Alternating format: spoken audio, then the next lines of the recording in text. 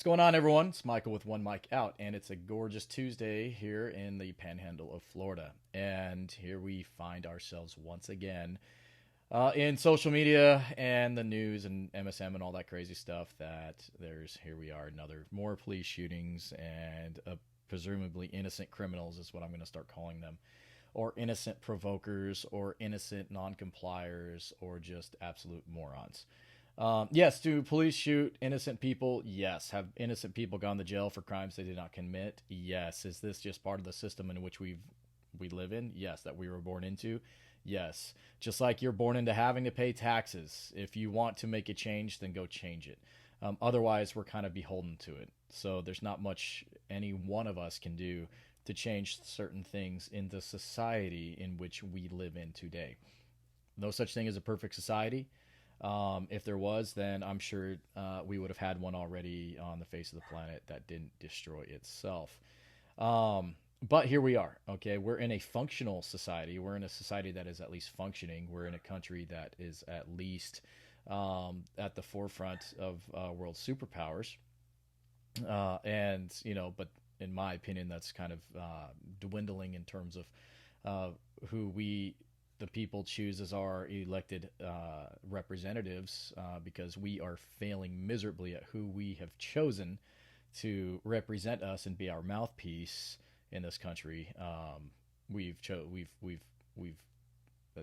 a horrible decision we've all made. But here we are. We have another police shooting where a Air Force veteran turned police officer responding to a situation, and we've all heard it. It's you take out the color of skin of the individuals, because apparently the left just likes to focus on the color of skin of the individuals. Just take a look at the situation. Just the bare bones situation of it. Barely has chance to get out of his vehicle, out of his patrol car, when he witnesses one person. We won't even throw genders in there. One person with a knife,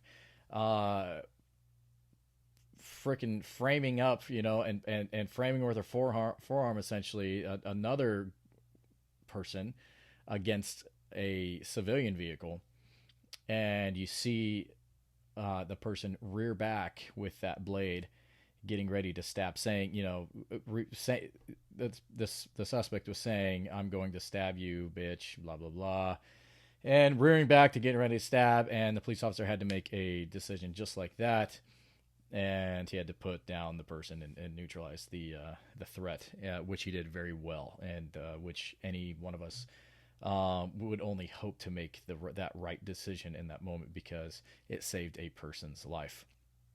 I think if anyone, they say don't bring a knife to a gunfight, all that kind of stuff. But I think, if any one of us had a perpetrator coming at us with a knife, and they were within that striking distance, so that stabbing distance, that we would hope that if we were not equipped, trained, able to deal with the threat ourselves, that we would only hope that someone would show up that promptly at that exact moment to save our life. And that police officer did, and he saved that person's life. Now, if that was it, if it was just we'll just call them two white trash rednecks, meth heads going at it, and the police showed up on the scene and did the exact same thing, where one of the white meth heads, decided to rear back with a knife. "I'm going to stab you, motherfucker. I'm going to stab you, bitch," or whatever. There'd be nothing. There'd be no outcry or anything like right now. You'd have no LeBron Jameses of the world dictating the tactics of a police officer, trying to dictate, thinking that they know better. But in this case, it just happened to be two African American females, teenagers, and they got into a fight, and whatever happened to the good old days of just a good old fashioned, street fight, just like, hey, let's settle our differences, meet me by the flagpole, or meet me in the back of school, or in the parking lot, or whatever, and that was that. But now people are wanting to kill one another, and this teenager, her parents failed her miserably, because they allowed her to get to a state in her life to where she thought, for one, that she needed to carry a knife for defense or for whatever reason, and then two, she takes that knife out in an offensive manner to kill someone over something probably pretty idiotic, and she ends up dead herself. And luckily, that police officer showed up and neutralized her and put her down. Yeah, it's unfortunate that she died, but she made those decisions. And I don't give a shit that she was a teenager. You still know right and wrong as a 16-year-old person. If they can choose their gender at that age, if they can, all these other decision so that the left says that teenagers and young people are able to make, then they definitely can discern the difference between, knowing if stabbing someone in an offensive way, not in a defensive way, but in an offensive way to, in a street fight like that, escalation of force. If she's choosing to use a lethal weapon like that, then you're going to suffer the consequences of those actions, which is what happened to her. So you have LeBron James, you have all other people who were quick to they jumped the gun to cast judgment, and then they realized the error of the ways and deleted tweets. But then they didn't even say sorry. They didn't even say shit.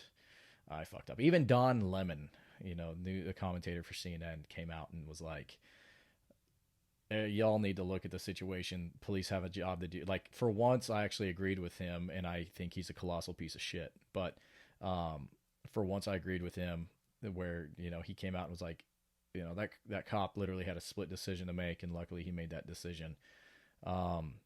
Showing up on scene, he's saving a girl's life. You don't know what's going to happen. You don't know where that girl's going to stab the other girl, and you don't want to take that chance.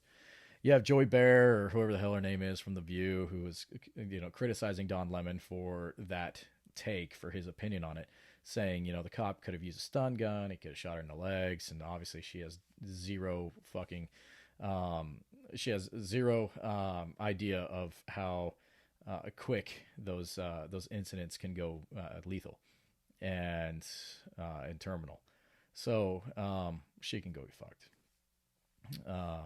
But for once, I actually found myself agreeing with Don Lemon. But these shootings, they're just, the left is using this to divide and conquer, and I think they're winning. I think they're winning that battle because they have all the medians, which are your social medias, your mainstream medias, all the ways in which we receive information. They own. Or they can manipulate. They have some sort of factor that's in charge over those outlets. And, quite frankly, the right, if anyone who is a right-leaning individual, right now, there's nothing. You Parler, really? I'm sorry, but Parler's, it's not going to catch off. It's not going to take off. There's these mediums, these other mediums. Remember the adage, too big to fail, the businesses when they were having the big bailouts and whatnot. These super social media companies and these super news networks, they're too big to fail.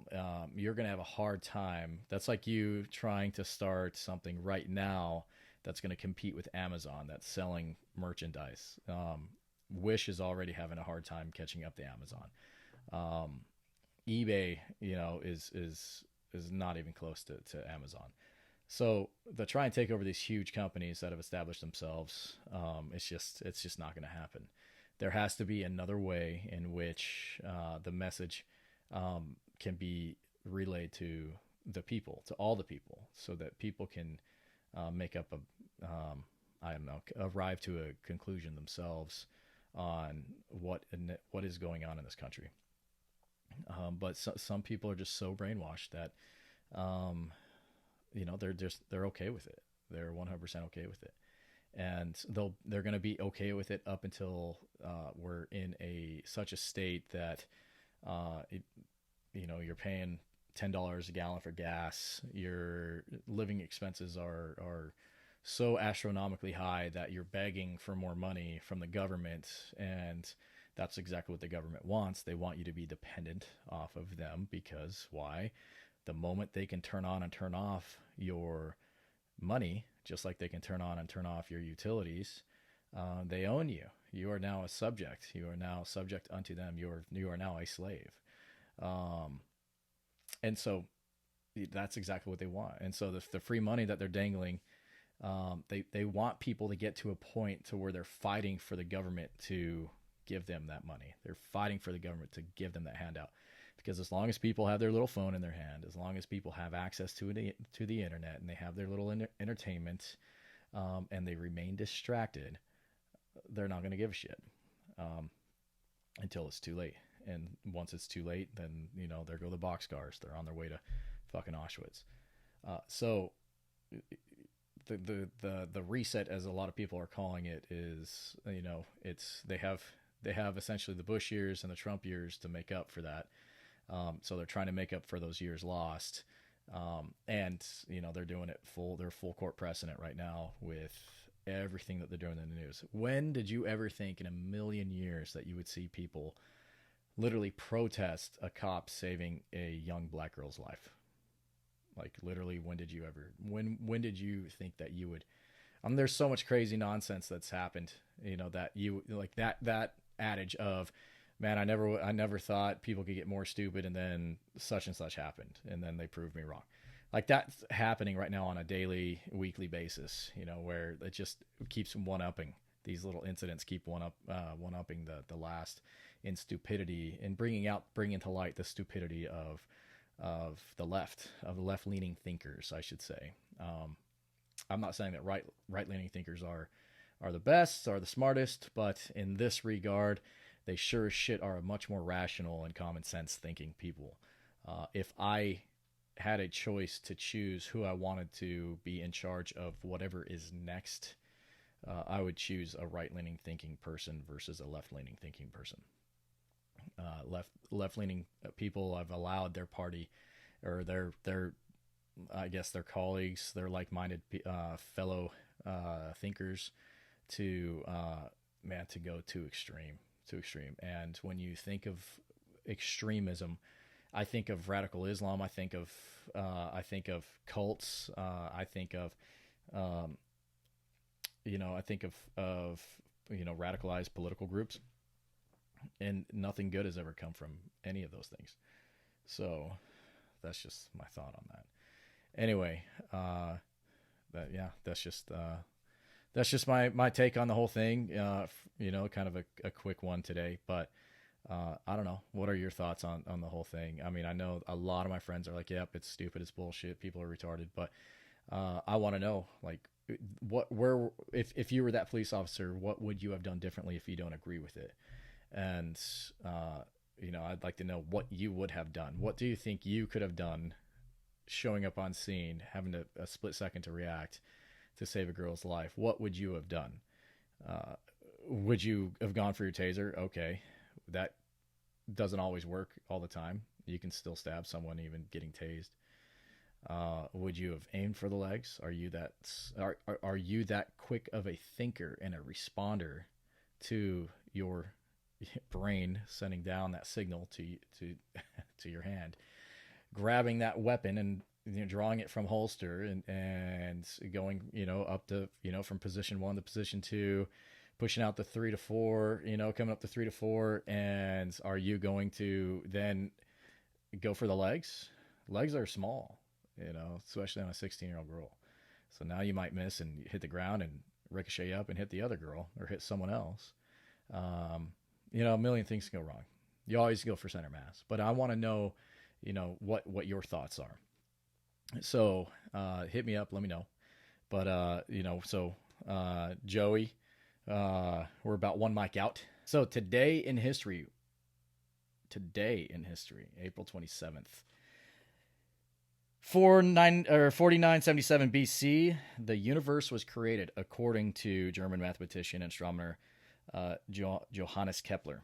Now, where do we know Kepler from? Well, there's a satellite, right? There's a telescope that's named after Kepler, I believe. Anyway, looks like he was the founder of modern science and is best known for his theories explaining the motion of the planets. But according to him, the universe was created today. So there you go. So in 4977 BC, the universe was created according to Johannes Kepler. So anyway, there's your little tidbit of information. There'll be some random facts and some random craziness or shit or whatever I'll throw out. But anyway, let me know your thoughts on the whole thing. Man, I hate having to do these things about police shootings and all that kind of stuff, but It's the world we live in. And regardless of how much bitching you do on social media, nothing's going to change it. Not a thing. It's going to continue to happen. And then, excuse me, I'm burping. And then think about what happens when they take your guns.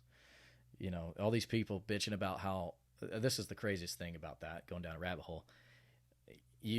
The left, if you're one of those leaning people and you're like defund the police and cops suck and all that kind of stuff, I mean, I get it. There are some shitty cops, just like there's shitty service members and stuff like that, and there's shitty politicians, and we have a shitty president.